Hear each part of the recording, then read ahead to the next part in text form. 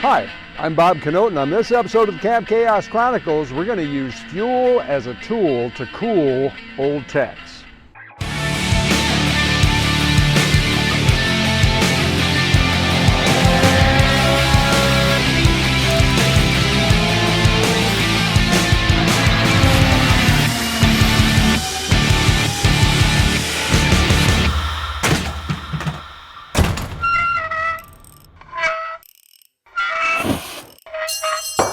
Dang it.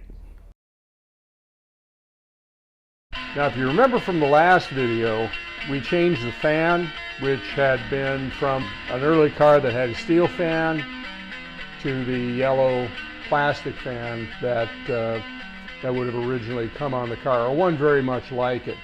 And we found that that didn't really make any difference. So the next step is to determine how the fuel injection system is working. Now, the reason that I suspect that that might be a problem is that during the course of the Hell Week videos, during the disassembly, I believe it was the second video, part 2, I noticed that there was a big difference in the deposits that were on the bottom of the liners as I took them out. Some of them had just a coating of varnish on them that would be generated, by the oil getting up in between the cylinder block and the liner.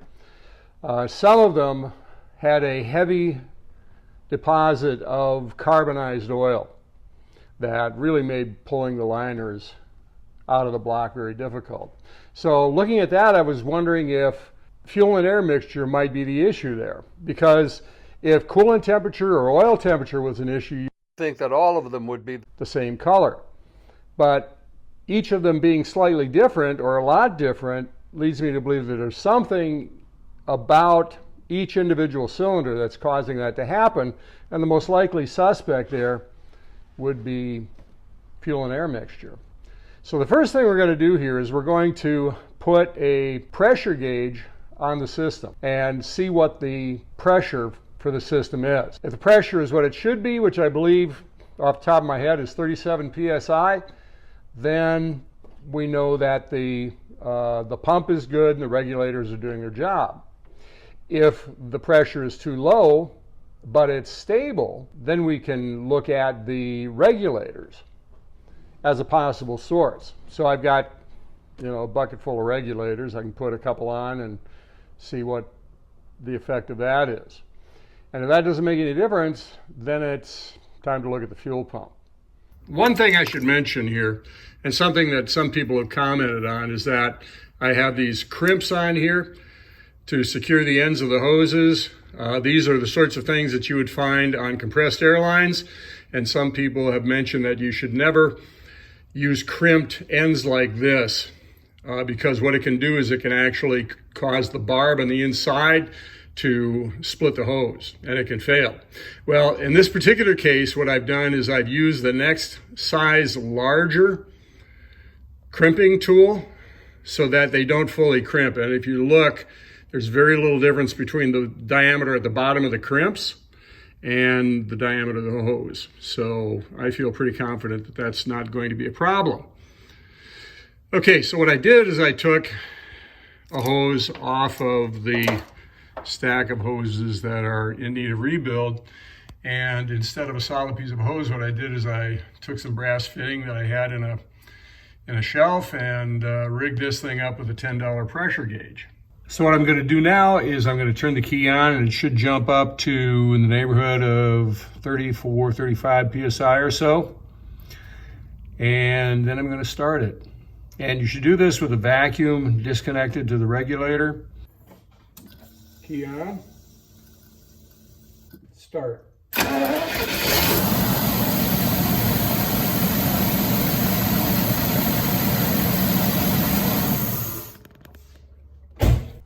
Well, I'm going to call that a positive test, at least to the point where I think we can eliminate the pump and regulators as a source of lean mixture that might affect the engine operating temperature. So the next thing I'm going to do is something that I've been wanting to do for a while, and that will be to pull the fuel rail and the injectors, separate the injectors from the rail, do the tests that I showed you in early episodes of the CT-200 fuel injection cleaner tester, and see what the injectors look like. And I think just based on the testing that I've done in order to get another engine out the door here a couple of months ago, there should be a significant difference in these injectors in terms of their flow and their pattern. And another thing I'm going to do is I'm going to put this on it. Now what this is one of those injector harnesses that I overhauled during an earlier episode this year. And what I determined was that you can actually build a harness, a new one, with all new parts, just about as fast as you can overhaul one of these and be completely assured that there's no cracks in here. So this one I'm pretty sure is okay. It's at least as good as the one that's in there. So we're going to cover all the bases.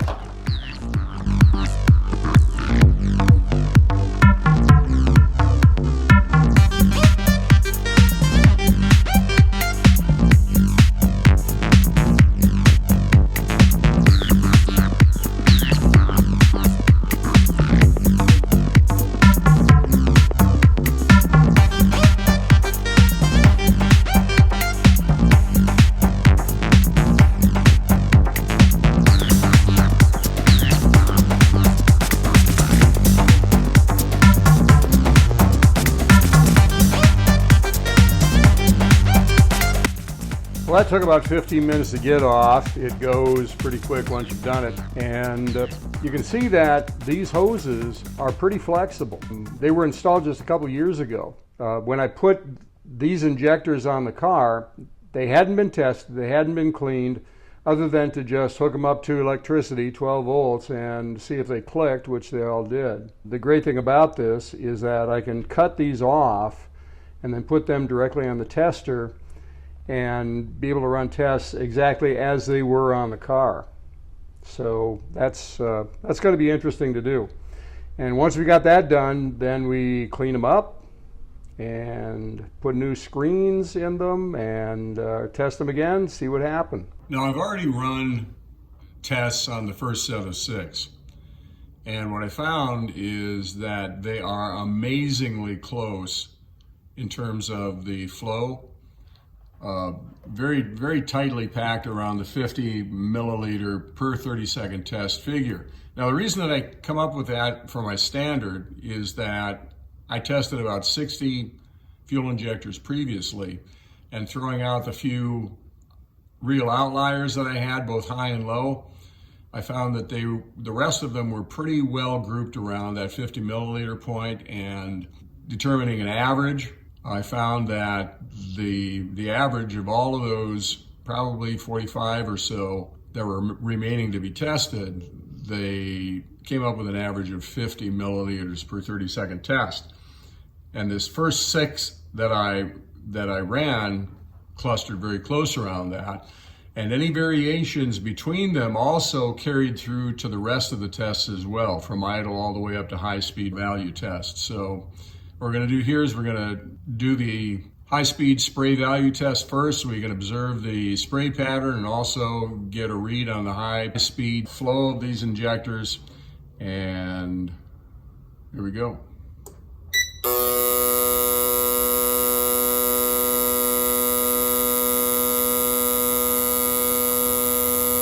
You can see the pattern is very similar on all of them.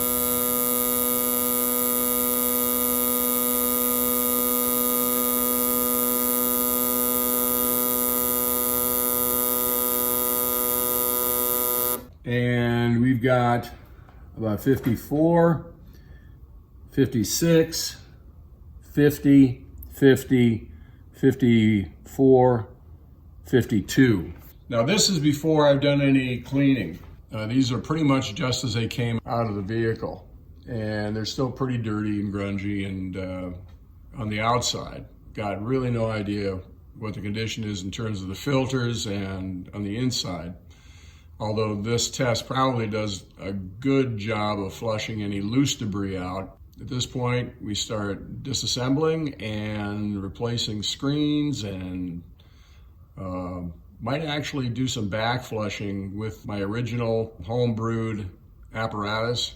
just to make sure that we don't have anything backed up against the needle and seat on the inside of the injector. And then we'll retest them. After testing, the next thing to be done is to begin the cleanup process so that I can then retest and determine the degree to which the cleaning has actually helped. What we've got here is the ultrasonic washer, and the same leads that are used to test the fuel injectors are also being used to pulse them while they're being cleaned. Now, if you remember from my original videos of the CT-200, you will know that I got a new motherboard from the manufacturer. They said that that was a problem, but that didn't solve the problems. But the motherboard that I put in, the replacement, actually only pulsed the injectors once every second. The original motherboard pulsed them several times a second, and that's what you will hear when I turn this on.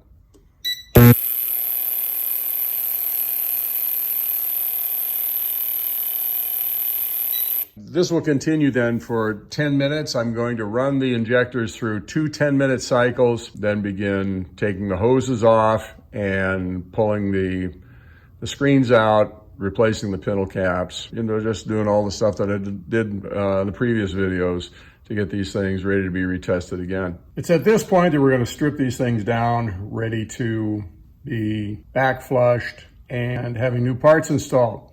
Now, if you remember from the original series that I did on fuel injection, rebuilding fuel injectors, I used X-Acto knives in order to cut off these hoses. But after that video published, a Facebook friend told me about the soldering iron technique, which is the standard Camp Chaos technique right now because it's foolproof. It generates no damage to the barb, which is always an issue if you're using knives to do the job.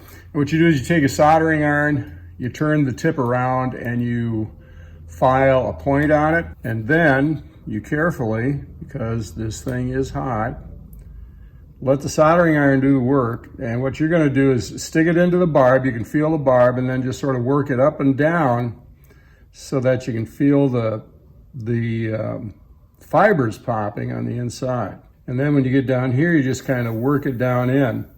Doesn't take a whole lot of force to do this. The harder you push on it, the greater the probability that you're going to stab yourself with a really hot soldering iron. Never done that. I can imagine that it's something you want to avoid. Okay, then you take a pliers, and this particular type works really well, and you pinch on one side. Don't get down to the barb, and then just kind of rotate it, and it comes off.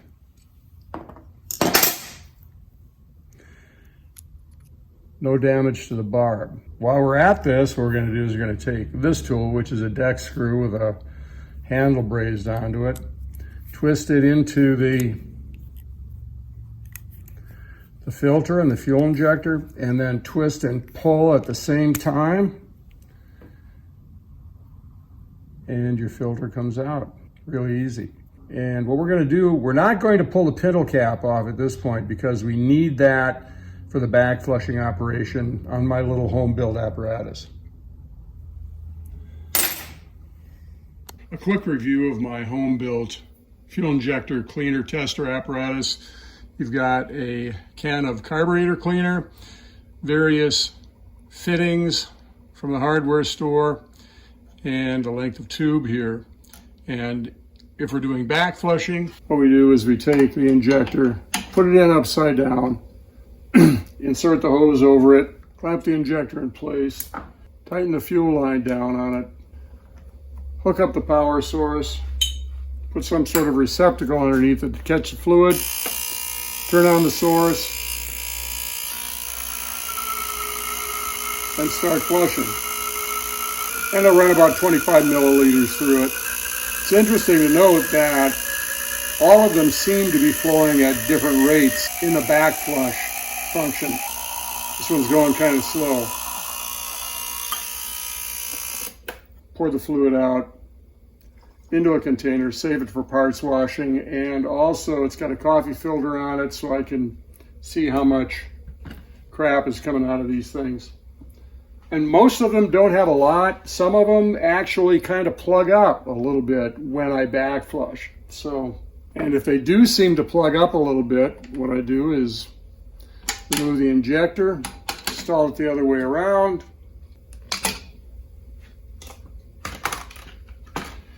install the flush attachment,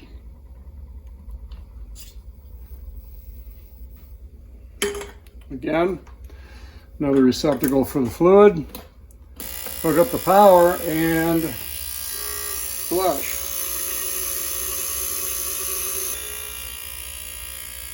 And there you are. Now, in terms of the amount of dirt that I'm getting out of these, I don't know if you can see this. There's the filter right there. And you can see that there's material in there. A lot of it you cannot see because it's light colored. And I'm thinking that could be significant. Although they did flow real well when I had them on the CT-200 tester. Now you may be asking yourself the question, why don't I just do the back flush on the machine that I did the flush on? Well, the problem with that is that these are different fuel injectors than what is common these days. These days you got two O-rings, one at each end. You just kind of flip them around and it works as well one way as the other. The problem here is that these injectors have a barb on one side, and I had to actually machine some adapters to be able to fit them on the machine. And in order to do the back flush, I'd have to do the same thing for the other side. So that's going to be a hassle. The other thing is we can use carburetor cleaner on this because that's kind of what we're doing here. And I'm not sure that that carburetor cleaner can be used in the machine without damaging it, so I'm not going to risk it. So there you go. The testing is done, and as you can see, we've got a set of 6 injectors here and another 6 on the bench that are within 1 milliliter of each other, and the patterns all look identical. Really good. Got the fuel rail and injectors all assembled, ready to put back in the car. And you can see I've used Duplicolor silver caliper paint. It's perfect for something like this. It's durable, it's heat resistant because it's caliper paint. I'm pretty happy with it and everything that I've done with it. Now you'll notice on these hoses that I've got something that I haven't done in the past, and that is a couple little spring band clamps on each one of the injectors. Now this is an idea that I got from a Facebook friend. I believe it was Jeff Schroeder who filled me in on this, that apparently he's done this job several times and they've never had a leak when they went ahead and did this. And it makes all the sense in the world. You know, it provides that little extra bit of security. And to those of you that would say that these don't have enough tension, I would say go ahead and clamp one of these on your little finger and then we'll talk. Now I've got the fuel injection harness out. You'll notice that I have my engine support in place here. In order to get that wiring harness out, you had to kind of pull it out from this corner up here, and one of the sides, the B side, actually goes underneath the air conditioning compressor, and it's pretty tight under there, and it was very difficult to get it to move. And so I figured that in order to get the new one in, it would probably be a good idea to get the air conditioning compressor up out of the way. And so this is a very easy thing to do. I took the distributor cap off because I wanted to do a little bit of, I was right at the edge of the timing mechanism, being able to advance a spark, so I wanted to turn that just a little bit so I could get the full timing. I was a couple degrees short, so wanted to take care of that. Also, there's just a lot of debris. It's a daily driver car, so there's a lot of debris. And if you remember from previous episodes, I inadvertently left the oil filler cap off one time when somebody came up at a gas station and wanted to talk about my car, and I forgot to put the cap on. I'm still playing catch up from that episode. So there's a lot of things in the valley of death here that I want to clean up. And also, you know, when I put the new fuel injection assembly in, I don't want to get greasy fingerprints all over it. I want it to look better than it did when I took it apart. So that's what this thing is doing here. And it's just a matter of pulling the cruise control servo off the back of the pump, putting a couple quarter 28 screws in here with some fender washers, and then I've got this piece of this rope loop that I ran around those bolts and then up underneath the hub of the compressor and back again, and it was just a matter of jacking the thing up. After I removed the mounting bolts, there's 4 of them, pretty easy to get at once you get everything out here. What we're doing at this point is going to clean up the valley here, get it looking as good as I can without making a career out of it, and then put the injector harness in. This is the fuel injection harness that I pulled out of the car, and it's not awful. In fact, I had it out of the car a couple of years ago and did some remediation on it at that time, except I didn't have any of these connectors, and there were about half of them that were cracked and didn't have the springs, so they would come off, and I had to zip tie them in place. We were in a hurry to get the car ready to go to Pikes Peak, so that's kind of why we jammed this together. But the thing is, other than the connectors, it's flexible. You don't hear any crackling on the inside as you move it around, and it's just a matter of renewing these terminals. And this is ready to go on another engine. This one is going to be slated for my 1990 convertible that I intend to do some engine work on this winter. My winter's filling up fast. Okay, we've got the harness in. Make sure that you've got it laid in the original position where nothing's going to damage it, like when you install the air conditioning compressor. Again, you pinch and cut wires. Also, in the front here, this is not the side to be showing this from, but maybe it is. There's a fan belt that's going to be running there. So what you want to do is you want to have it running behind the crossover pipe for the clone system, and then underneath the air pump over there, and then up to the plug. And be sure you put the tie down that secures it to the inner fender well. Get that in there so that this thing doesn't move around. It's important that that harness doesn't chafe on belts. So you can see that I've got all the tie downs in there, and the plugs are out of the way, so that the next step is to install the fuel rail and injectors. Got to be careful with that one. Well, I got it started, and it's just a matter of putting the rest of the nuts on here and tightening everything up. What I do is I anchor the front two first. I make sure that the fuel injector is down in the bore with its seal. The seal, if it's centered like that, probability is that it's where it needs to be. And get it not only seated in the hole, but have the injector, if you can see that shoulder on the injector that fits inside of the locking plate, get it seated there. Then you can put one nut on and lock washer and just, maybe 1 or 2 threads, and that's it. Do the same thing on the other side, and then start working your way back. When the front two are anchored, the back end here is going to be up so that you can go to the second two, get those centered, and get one nut and washer on there. And then do the same thing to the third one back, but be sure that from this point on, as you get further toward the back, it's going to get lower and lower. And so from the 4th and 5th and 6th, you got to make sure that they're centered. Otherwise, if you do this pair and that pair, and one of the back ones is not in the hole where it ought to be, then guess what? You've got to take a couple of these loose, get that one in, and then redo it. It's really important that you get these things centered in that bore, because if you get it, if you tighten it down without it being in that bore, first of all, you're going to have a vacuum leak, and secondly, you're going to damage the end of your fuel injector. So I got all these in, and just for giggles, what I would do is before you start tightening anything up, go down the line, move it back and forth, and see if any of them pop in. But if you've got this situation right here, where you've got 3 or 4 threads showing, and that plate is situated around that ledge on the fuel injector, that's where it needs to be. If you're having trouble, getting that nut started, you need to recheck. Make sure before you start tightening this down. Really important. But from this point on, it should be pretty easy. Got the air conditioning all bolted back in place without shearing any cables. Got everything all hooked up. If you pull the spark plug wires out to do this job, it does really open up a lot of space. But you put them on after you put the fuel injection harness in, because they're always on top.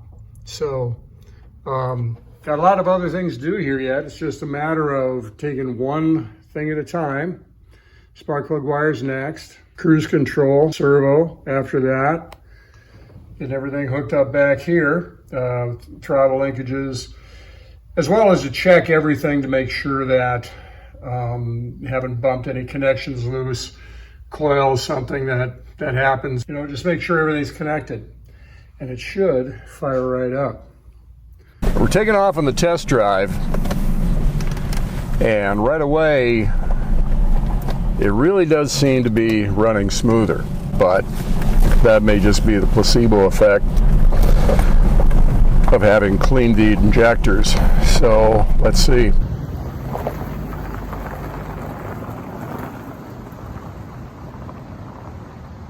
Now, one thing you're going to notice during this video is that there's a pretty heavy rumble coming from the rear end, and that would be a rear hub carrier that has decided to get grumpy over the past month or so. So we're going to have to deal with that. What a great topic for a video series. Traffic's a little heavy today. It doesn't take this car long to warm up. About a mile and a half and it'll be up to 185 degrees. We should know pretty early what's what. You know, I don't hold out a lot of hope that cleaning the injectors is going to make a big difference, because the injectors really were very, very close. And they're closer now, but I don't know if that's enough to really make any sort of a difference.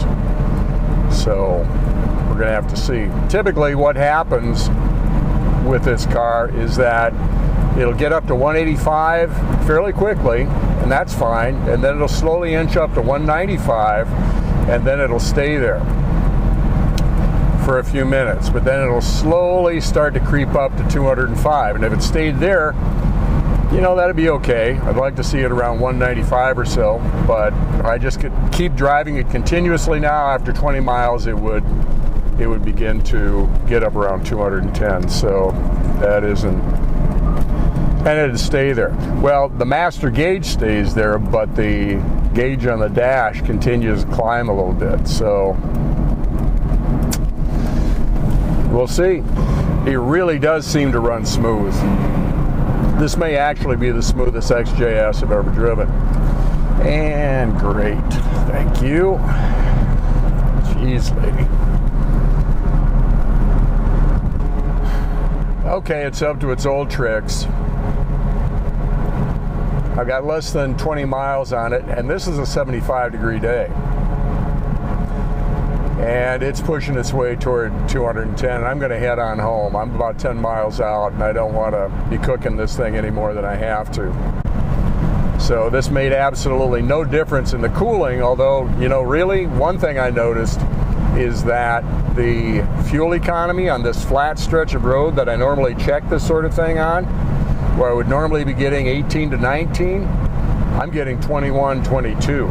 I'd have to run a tank full through it to get a real number, but that's encouraging if I can just solve the cooling issue. There's something major going on, like head gaskets are coming apart. If you've ever had the heads off of one of these, you know what the head gaskets will look like. They're just rotten. Even though the fire rings and the perimeter are fine, the material exposed to the wet deck are just really rotten. So, I mean, it's got to be something like a plugged radiator, even though that radiator was clean 2 years ago. And that's why I haven't looked at that first, was the fact that I was sure that that wasn't the problem. But it's got to be something like that. I don't think it's the water pump. Water pumps typically, they either leak or they don't. I've heard that the impellers can fall off on some engines, and I've never heard that in a Jag V-12, but, you know. And if that happened, I mean, it'd overheat immediately. It'd be like cutting the fan belt. So Now, if you like these videos where I go through all this pain and anguish for your benefit, like, subscribe, and maybe leave some comments down below so that we can know what we can do to do what we do better. And we'll see you the next time on the Camp Chaos Chronicles.